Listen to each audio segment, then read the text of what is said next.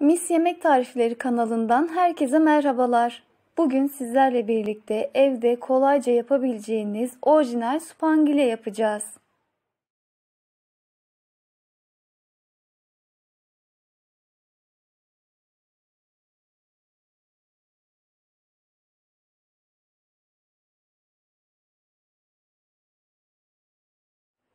Uygun bir tencerenin içerisine 1 litre süt,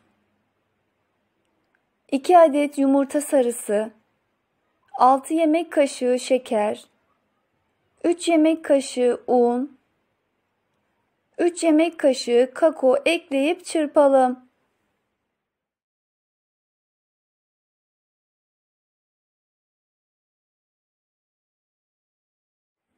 Tüm malzemeler karışınca ocağa alalım ve orta ateşte sürekli karıştırarak koyulaşıncaya kadar pişirelim.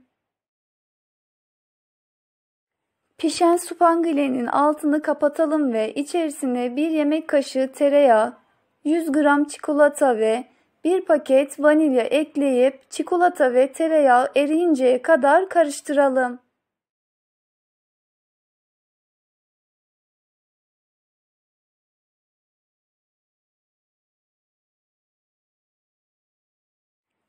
Tatlımızı ocaktan alalım ve 5 dakika ara ara karıştırarak soğumasını sağlayalım.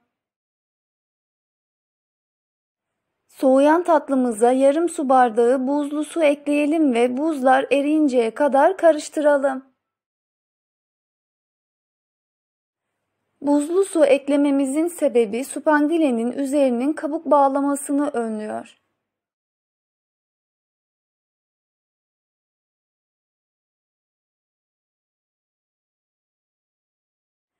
Hazırladığımız tatlıyı uygun kaplara paylaştıralım.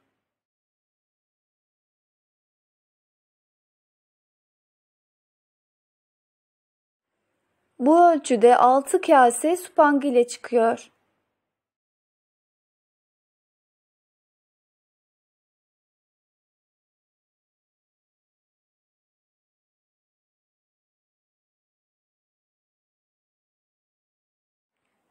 Üzerlerini dilediğiniz şekilde süsleyip servis edebilirsiniz.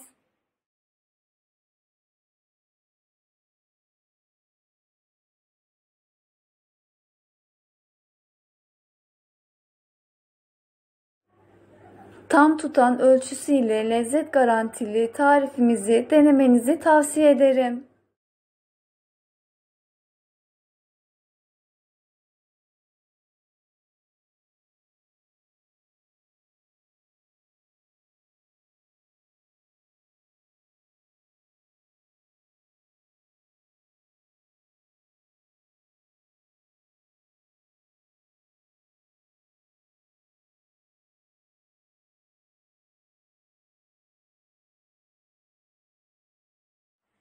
Evde kolayca hazırlayabileceğiniz orijinal supangilemiz servise hazır. Deneyeceklere şimdiden afiyet olsun.